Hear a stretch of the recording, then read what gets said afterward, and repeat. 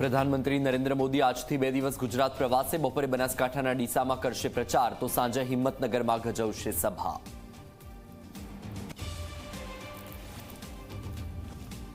ગુજરાત કોંગ્રેસને હાઈકોર્ટથી ઝટકો। સુરતમાં ભાજપ ઉમેદવારની જીતને પડકારતી અરજી હાઈકોર્ટે ફગાવી। વિવાદ માટે ઇલેક્શન પિટિશન ફાઇલ કરવા ટકો।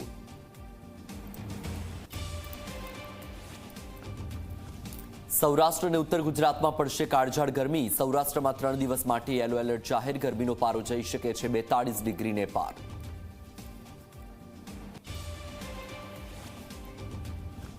કેનેડા આવતા આંતરરાષ્ટ્રીય વિદ્યાર્થીઓને ઝટકો। હવેથી સપ્તાહમાં માત્ર 24 કલાક જ કરી શકશે કામ।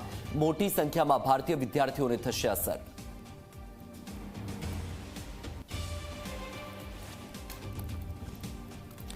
ગૌરવવંતા ગુજરાતનું આજે 64મો સ્થાપના દિવસ। મુંબઈથી અલગ થયા બાદ 1 મે 1960માં સ્થાપના થઈ હતી। અલગ રાજ્ય માટે અનેક મહાપુરુષોએ 4 વર્ષ સુધી ચલાવી હતી મહાગુજરાતની ચળવળ।